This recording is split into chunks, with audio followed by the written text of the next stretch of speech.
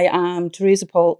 I'm a visual artist educator, one-to-one creative mentor, and I live in Whitley Bay, which is on the coast, and I am of Jewish heritage, but I am of no faith whatsoever, but I respect all faiths.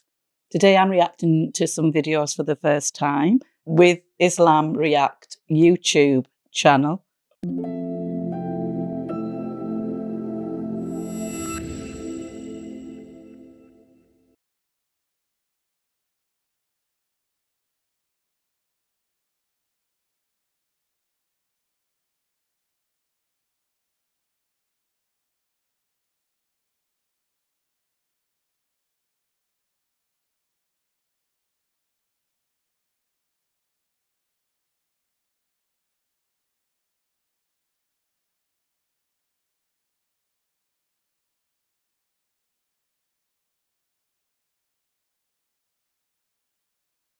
أذن للذين يقاتلون بأنهم ظلموا وإن الله على نصرهم لقدير الذين أخرجوا من ديارهم بغير حق إلا أن يقولوا ربنا الله ولولا دفع الله الناس بعضهم ببعض لهدمت صوامع وبيع وصلوات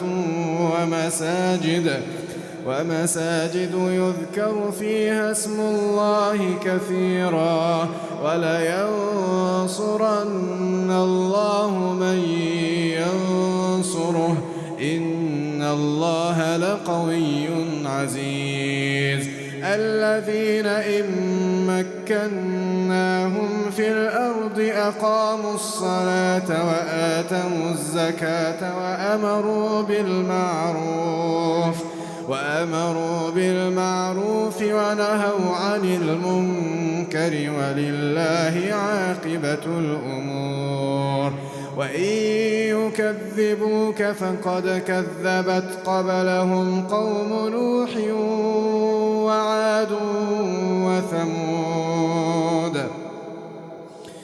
وإن يكذبوك فقد كذبت قبلهم قوم نوح وعاد وثمود وقوم إبراهيم وقوم لوط وأصحاب مدين وكذب موسى فأمليت للكافرين ثم أخذتهم فكيف كان نكير فكأين من قرية أهلكناها وهي ظالمة فهي خاوية على عروشها وبئر معطلة وقصر مشيد أفلم يسيروا في الأرض فتكون لهم قلوب يعقلون بها أو آذان يسمعون بها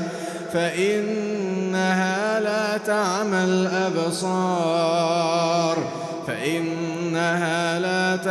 الأبصار ولكن تعمى القلوب التي في الصدور ويستعجلونك بالعذاب ولن يخلف الله وعده وإن يوما عند ربك كألف سنة مما تعدون وكأين من قرية أمليت لها وهي ظالمة ثم أخذتها وإلي المصير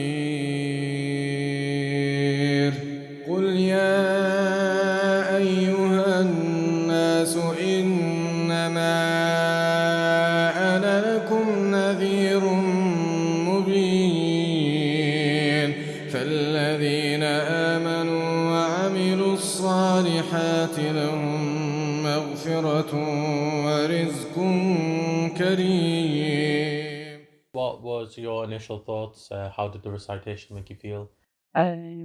the same as before. It's lovely to watch. It feels like I'm privy to something I've never been privy to before. And I don't know how it works with the men and the women exactly in the mosque, or whether women, so that recital, would women be able to see that, but in a separate, because that would be, to me, that would be awful if they couldn't do that. I think I still felt a sense of calm and intrigue. I was like, oh, what's this about? Yeah. Okay. Perfect. Yeah. So I guess one of the main things I wanted to talk about is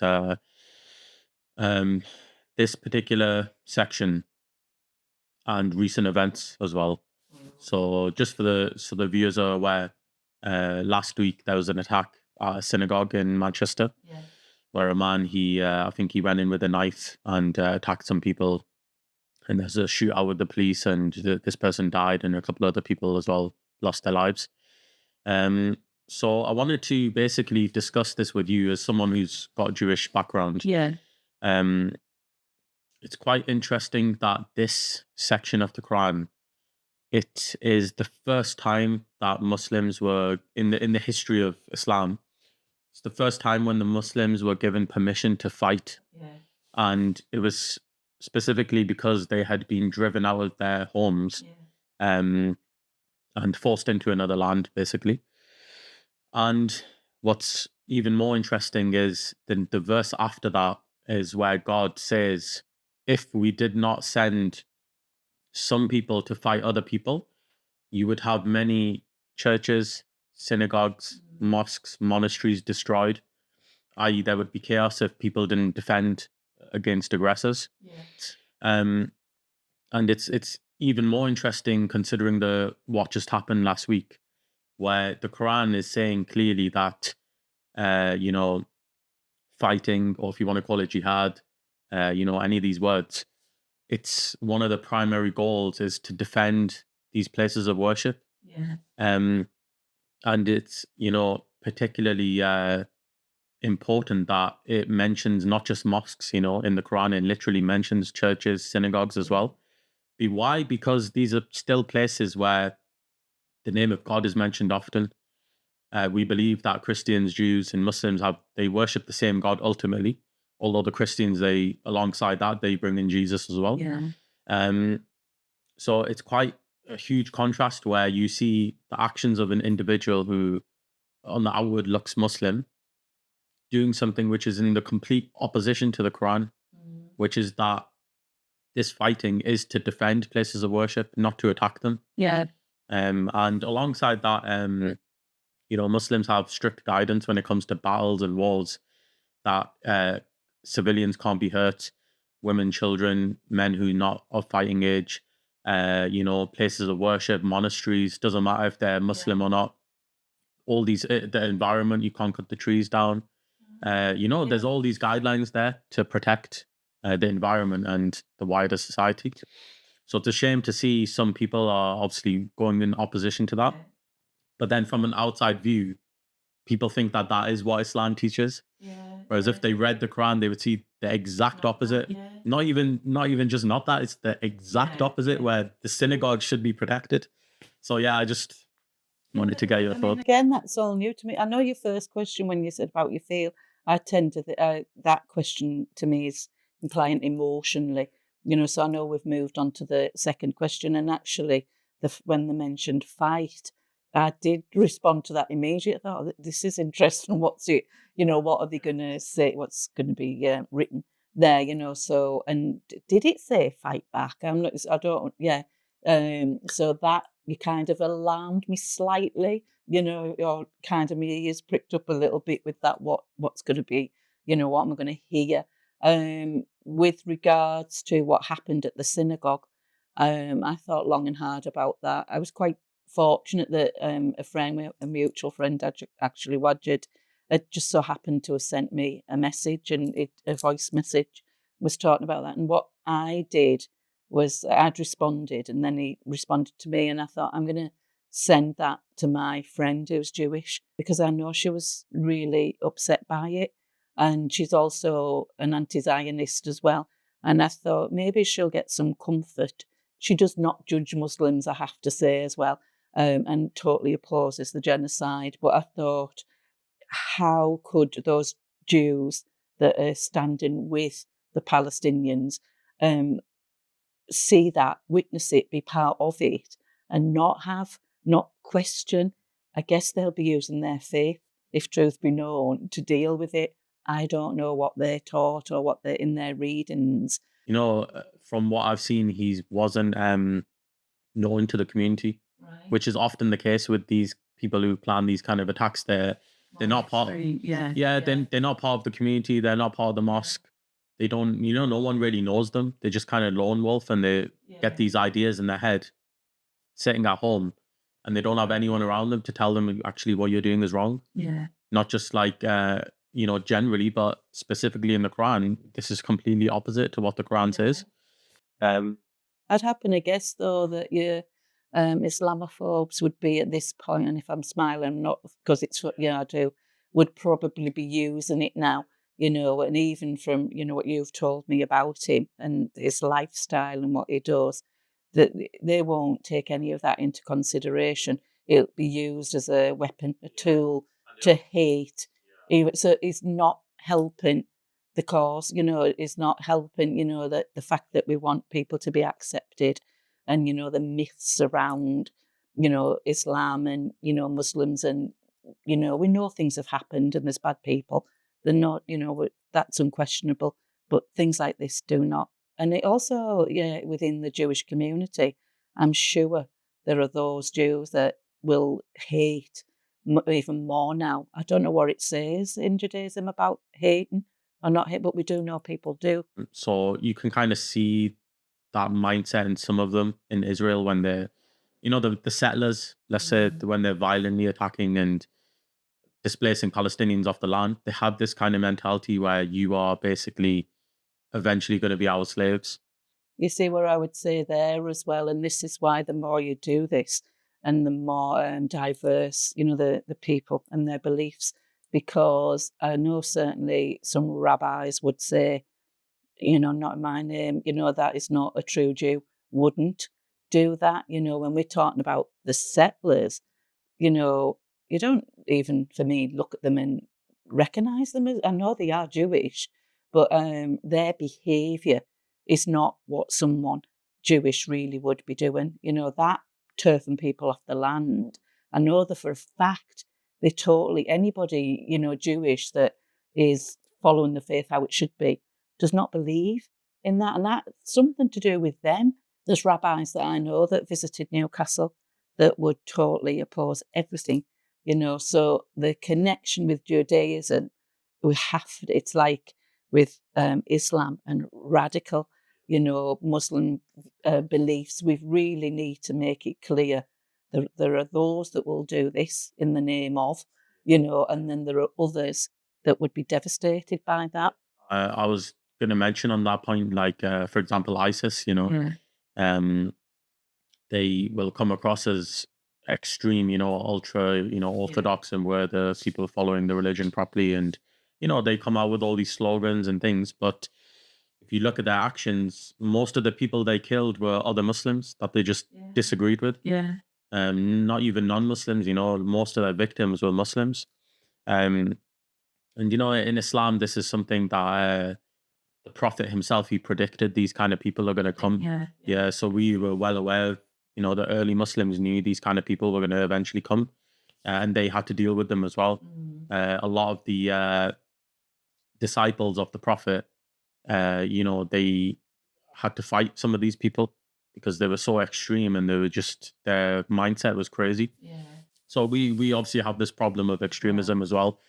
So it's not where, a case where I would look at a particular group in Israel and think, oh yeah, that's it, all Jews are like that. We know they're not like that anyways, because there's many Jewish groups here that, they're participating in the pro-Palestine protests. And it's kind of, I'm thinking again, but it's a Christian thing, prepare to meet your maker. But from what I've learned about Islam, today it's a similar thing. If you think because you followed the Qur'an, and let's just say that this guy that's murdered people in Manchester has, and he was religious, but then has gone rogue, for the want of a better term, that he will then suffer the consequences for what he's done.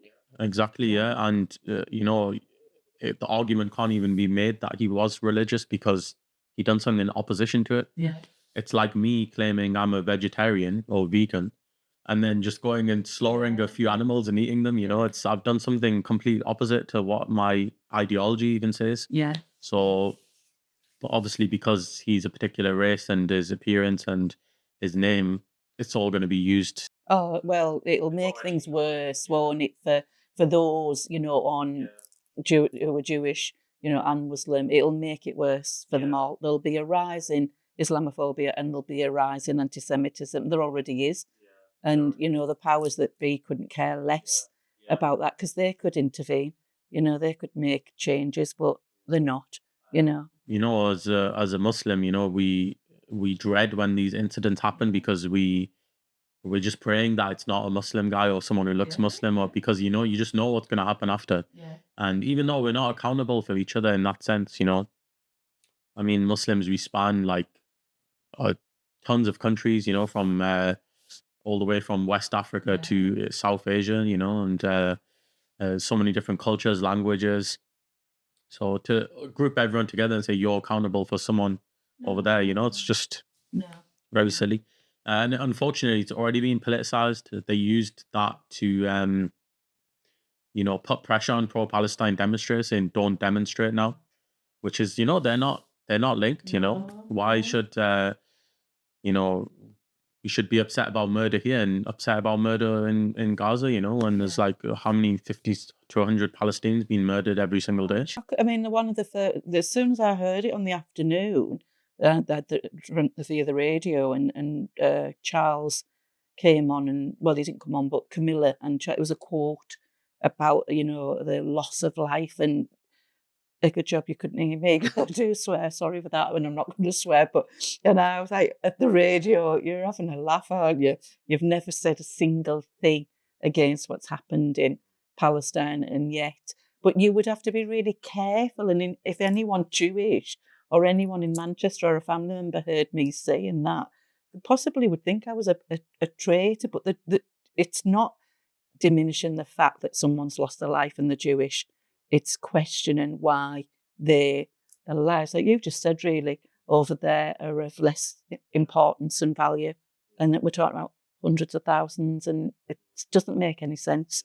I guess back to the chapter itself, something I picked on when you heard the word fight. Yeah. So in Islam, again, I think it's balanced in the sense that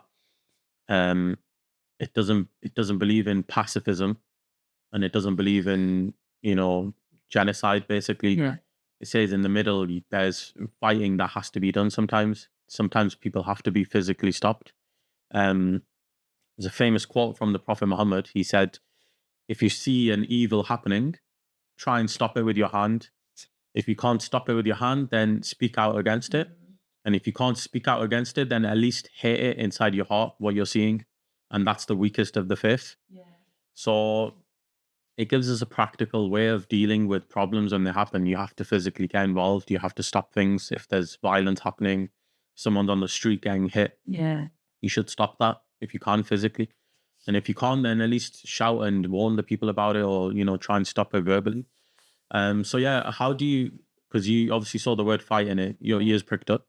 How do you see that kind of system where it's not completely pacifist and say, oh, we don't believe in violence, but we believe there's place and time that unfortunately, you have to use violence? Yeah. I mean, I was like, just slightly like, oh, this is interesting, or I was intrigued. And if I did know the Bible, I would be trying to compare the two and see if there's something in the Bible that, says the same thing. I'm now, after you're talking about it again, that I'm thinking about how things might have been twisted over the years against Islam, and people who've read the Qur'an or parts of it and said, oh, see, they even tell you their God tells them to fight, and would then maybe connect it, to jihadists and, terrorism. And I mean, I know that sounds a bit wild. I hope it's not coming across that way, but I'm now thinking that's possibly why people have had that here in the West, that fear, because people will have said that, and I mean, I've spoken to people and said, does it say this in the Quran about totally different things? And they've said, no, it doesn't, when we've had conversations. I think, well, certainly as a woman, as a mother, as a grandmother, who's very vocal, whose kids are constantly saying, Mum, be careful. So although I'm not a Muslim and I don't follow the Quran, everything that you have been told to do by your God, then I do on a regular basis. And it is a time when I said about worrying about my life coming to an end that I find more and more at this age. I think it sounds a bit dramatic. I hope nobody's thinking on the other end, watching, oh my God, look at her, she deserves an Oscar. But I genuinely think my life, I hope it's not over yet, but I have lived my life. And if I had to lose my life to stop something, then trust me, you've got to just take my word for it. I feel that way. I think I've got nothing to lose. And I would not want somebody, that had a life to live or whatever, to go through that. And I would attack them. I mean, it's usually verbally first, but I've planned my handbag straps and what I would do with those from behind. Yeah. But no, the best thing to do is press the alarm and stop the train. But no, I agree with it, but it's to what extreme? And I think in teaching, especially with children, you'd have to make it clear, because I'm sure people would say, well, at what level are we talking about here? And at the end where he said about, is it in the heart? If you can't do it, I think that's a really lovely way, for the want of a better word again, lovely is not a very good adjective, but to think that if it was you and you thought, I couldn't stop it, I couldn't fight them, I couldn't do this, however in my heart I knew it was wrong. I think that helps the person that couldn't deal with it. And I think it's, yeah. Yeah, I guess it depends on context situations, because I mean, I don't want to misrepresent. Obviously, in the Quran, it does mention a few times, there's situations where you will have to fight, and like I said, it's not a pacifist religion, because pacifism sounds nice, but it doesn't work in reality. Yeah. If everyone became pacifist, then evil people would have free reign criminals would have free reign to do whatever they want. You need that punishment there, and almost no country in the world doesn't have an army for a reason. Yeah. So pacifism, it sounds nice, but it doesn't work in reality. For Islam, we believe that this religion is supposed to be for all people at all times. So we believe in the prophets who came before, like Moses, Abraham. They were mentioned in this chapter as well. They came for their people at that time, and that religion was for that community. So we believe every community was sent a prophet by God to tell them to worship one God alone. The first commandment, basically. Yeah. And all the prophets were for those people at that time, except the last prophet, which we believe is Muhammad. He's for all the people at all times now. He's the final prophet. So Islam has to be able to manage like the situation for humans, whatever point of time, as far as in the future we go, Yeah. So it kind of has that flexibility in it. And also it has that realism in it where, you do need an army, you do need protection. Sometimes people are being abused. You have to send the police, Yeah. Yeah. Police sometimes have to be violent. They had to shoot this guy in Manchester because he had a knife and possibly some bombs or something. Yeah. So there is a place and time for violence. And what happens is, unfortunately, people cherry pick those verses from the Quran and they take them out of the context. But I mean, that's what I was trying to say. You said it more, you articulated it better than me. The Quran itself was revealed over a period of 23 years. Yeah. So different situations were happening in those years, and then verses were revealed about those situations. So, sometimes there'd be a state of war, sometimes there was fighting, sometimes there's defense treaties, there's pacts, there's peace agreements. So yeah, cherry picking those verses is never a good idea because you don't know what was going on at that time. No. But yeah, I would say, in the current situation with Israel, it's kind of clear as day that there's no option left except for possibly physically intervening. because nothing's stopping it. There's boycott going on. Everyone's verbally speaking against them. Demonstrations, protests, everything, and they've shown that they're not bothered. No, I know.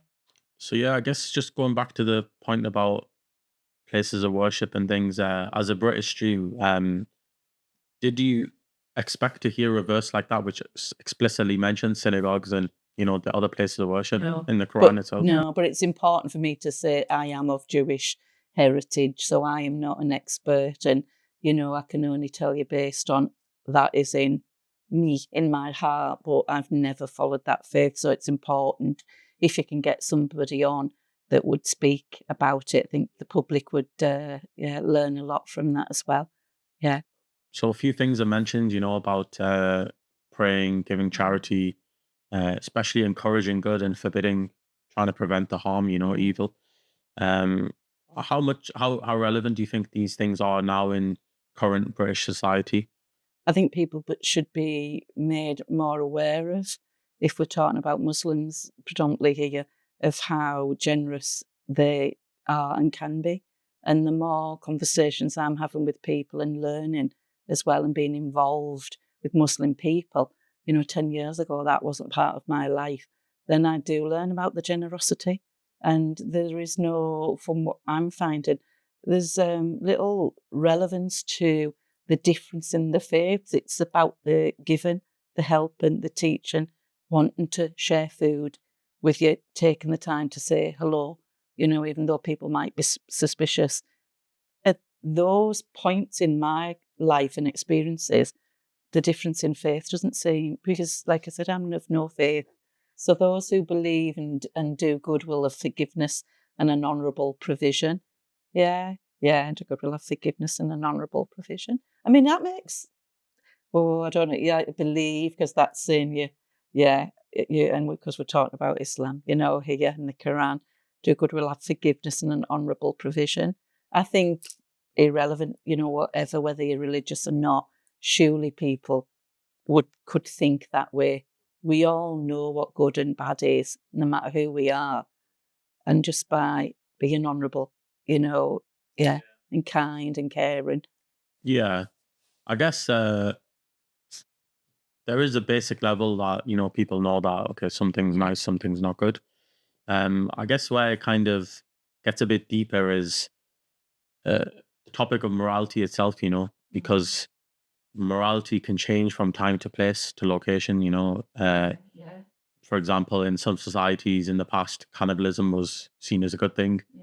Or for example, in current day society here in the West, particularly, marriage is not important anymore. You can just sleep around. It's not looked at as anything problematic. So in response to Islam, or even other world religions, they say that morality can't come from humans because it does change from time to place. And that in it, the thing that you mentioned where people know good and bad, in Arabic we call this fitra. So fitra is something that God has created each human. It's like an inclination inside. So that inclination tells you, there is something good and there's something wrong, but it can be corrupted as well. Yeah. That's why you get these mass murderers, or as an extreme example. Yeah. They've done it so much that this is something that they fantasize about or they think it's good. So in that way, I would say that we as religionists, we believe that humans can't decide on the morality because you'll never agree on it. It has to come from the external source, and we believe that external source is the creator of humans, and that creator knows best what's right and wrong. Yeah. So that would be the kind of pushback on that. Yeah, it's interesting hearing that, and you've now made me rethink what my statement there, that because my ethical and moral values are different to someone else's, and it depends on your background, your childhood, a myriad of things as to why you think something is acceptable, and to someone else it isn't. Yeah. So I guess that's where religion comes in and belief and these things. So it's some food for thought. It's interesting to think about. few final things is, relating this back to like Gaza as well, in Islam, we have this commandment to protect all the places of worship. Whereas in Gaza, you're seeing every place of worship destroyed. It doesn't matter if it's a mosque or a church, they've all been destroyed, Um, how do you, you know, what do you think about this? Where you have that kind of Quranic verses there, and then you see what's happening in some parts of the world like this, Well, we know it's a tactic. It's a tactic of war. They'll do it, and that also includes cultural and educational. So as it's scholasticide, I made an artwork about that, the mass destruction. And it was specifically to do with Gaza as well, of academic institutions, because there's, many things that they're doing to that person's mind and, body. And, they can no longer go to that place of worship. I believe you can pray anywhere, and we see with the Muslims, on the prayer mats. And when I go up the demonstrations, the men are everywhere, and people I've worked with who are very religious and they're aware of the time. And I'm like, is it really important to do it now? Okay, come on, we need to find somewhere, and you can't just do it there. I think that people must be extremely strong. I mean, in the face of just what they're dealing with, if they are not questioning their God at this time, it would take somebody really strong. And what the sad thing is, from what I see, read, and hear, is that people still, the faith is what is getting them through it. And it makes it even more sad, because I just think, even though to me, I feel like I've said it, I've sat in my flat and when I've watched something and said, for God's sake, why are you allowed? I mean, I'm probably talking to God, a Christian God, or anyone. No one can hear me, thankfully. But I'm hoping that somebody, I am questioning that out loud. Why are you allowing it? So for those that are the victims, those that are being murdered, I don't know, they must have a strong faith. Yeah, that's 100%. That's it's common saying now in the Muslim community. Like, if you want to see faith, look at the people in Palestine. Because they're going through it, and it increased all of them in faith. It didn't make them despair. They don't not thinking, why is this happening to me? Every time, someone will have their entire family murdered in a bomb blast, and they'll just thank God, for what they do have. Do you think, as I'm just thinking of Samud, and not because of the flotilla, because I actually made a series of Samud artworks before that, because I knew something I was reading, it was about resilience, and that's part of that. But, when we're seeing what we're seeing, and we see, say, the British surgeons, or the surgeons that are from Britain that have gone over, and they're slightly more protected, but they're at risk and they've lost their lives. But, they're not in the same way as, the Palestinians, so I wonder how many of them are believers, because if we're watching the people who are being massacred, that catastrophe, and yet still, the faith is really of utmost importance. I wonder if any of the surgeons that are there, whether they would revert to Islam or... It's happened, it happens a lot, because they see it in front of them, and it's nothing that can logically be explained anymore. How can someone who's just had everything taken from them, their whole life, their whole family, even their extended family, all gone, and yet still be sane? How can even their mental faculties are still there? And we'd say this is only because of Islam. It's only because of the miracle of Islam, which is that you have that really strong faith in God and that direct connection with Him, because we don't believe in any intermediaries.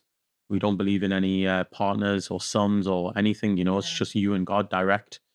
To add anything in there would be a big sin, basically. It'd be breaking like the first commandment, which is just, worship the one God alone. So you have that direct connection. Then you couple that with the Day of Judgment. You have that comfort there that, okay, I've had all this taken away from me, but then God's going to recompense me for it all. I'm going to get, in the next life, I'm going to get everything that, the Prophet, peace be upon him, he famously said, a believer, even if they get pricked by a thorn, their sins are removed for it. any suffering that you have to go through in this life, you're cleansed, basically. Yeah. And on top of that, the perpetrators there'll be punishment for them, for what they've done. They'll have to answer for every tear that's been dropped, by something that they've caused. Not even like blood, every drop of blood and every pain and every suffering, every agony, every child's cry, they'll have to answer for it all. So, those things, they really build strength in you as a believer. And definitely people around them will accept Islam just based on that, because you can't process, well, how is this so strong, I'm sure there will be conversations if they can find the time, and it's miraculous really what people manage to do. But when they talk, and to say, a British surgeon, because that's what we were talking about, who is a non-believer, if there are any, we don't know, and they're talking about Islam and their faith and what that means. I mean, at the end of the day, to me, because we won't know until we go there, if that's what gets them through this atrocity, then I'm just really glad that that's what they believe, Given this particular verse about protecting the places of worship and specifically synagogues, do you have a message for like Jewish Muslim kind of solidarity at this moment, considering tensions are high in the country, and obviously you've got this situation going on in Palestine? What kind of message would you give for both these communities? I think if anything, I just say to them, and I know it's extremely difficult and I'm not directly affected, so it's easy for me to say it, but that to try and understand from both, not from so much the haters, but even sometimes you have to listen to the haters in order to figure things out.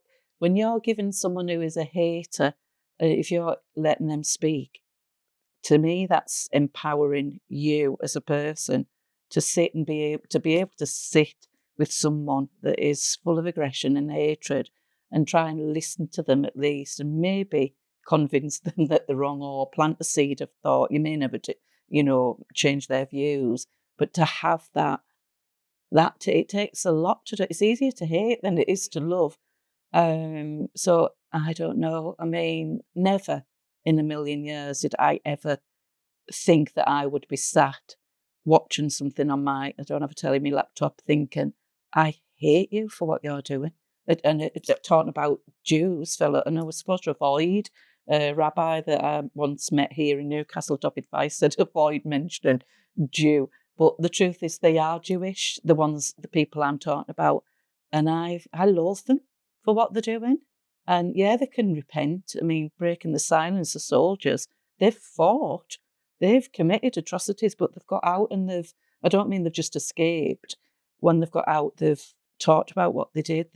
So to me, I could cope with someone like that more. I'd still remind them of what they did do. I think you're not getting away with it that easy, but maybe that's not my role. I'm not God, to do that. Yeah. But yeah, again, that's why I think it's crucial in your life to believe in that day of judgment, because without it, there's so much injustice that it's mind-boggling, how people can get away with this. I mean, a lot of I was watching Norman Finkelstein just 2 days ago. He did a new podcast, and he was just talking about how sick and diseased these people are, that they're shooting toddlers for fun. yeah, And when he mentioned it, the interviewer had this look of disgust, and he was like, "You're right to have that face of disgust at this idea of shooting a toddler, but they're doing it not even just doing it, they're doing it for a hobby. That's what the soldiers are doing there." And he's just shooting. shooting some days, shooting genitals, or shooting in the head, or shooting in the chest. And you without that day of judgment, you don't there's no relief there that eventually I will get the justice I need. And there's a famous Tupac the rapper. There's a famous line that he says, why are we dying to live when we're just living to die? That's kind of the mindset you would end up with if you didn't believe in that. If there's no meaning to your suffering anymore. So that's why, going back to the kind of what we said about faith, and that's why it's such a crucial element, there. Can I say one more thing? When you were talking about places of worship, and that what we often hear you know, and people like talking and saying, you know, and in Gaza, in Palestine, that, you know, Jews and Muslims and Christians all shared, you know, places of worship. You know, they could go in to that, you know, place of worship, probably would not turn you away. Those places are special for everybody, really, aren't they? Whether you go in just to be in a place of sanctuary and think, you know, so. That's why they've always been off limits in Islam, you know, never touch those places. Yeah. Especially where monks are and monasteries, and, you know, they're just saying worshipping, they're not harming anyone. Any final thoughts on this particular chapter? I guess one thing I forgot to mention was it gives you that kind of you know, reminds you to persevere, because it mentions to the prophet, God tells the prophet here that, you know, keep going with your message, because even if they reject you, the other prophets got rejected as well. People of Moses, some of them rejected him. Abraham, some of those people rejected him. Lot, you know, all these other biblical figures. So I guess, you know, how does that resonate with you, with persevering with a message, even in the times of difficulty or where people might be against you, like a lot of people, you know? Yes, that you have to continue.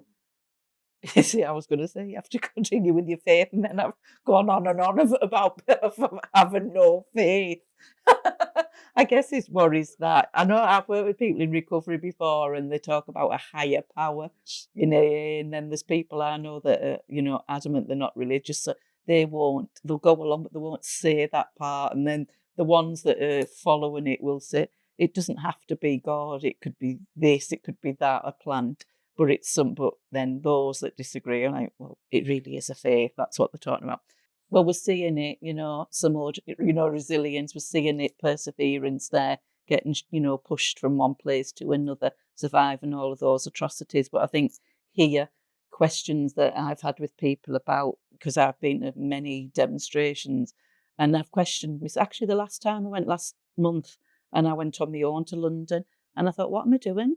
Yeah, am I making any difference? I'd stayed and I'd paid to stay. It was the first time in 2 years I've sat there looking right in the middle of the demonstration and, you know, the noise and everything, and thought maybe I should have just given that money, you know, to help financially. But people have said the fact that we're there, people are listening. We haven't gone away.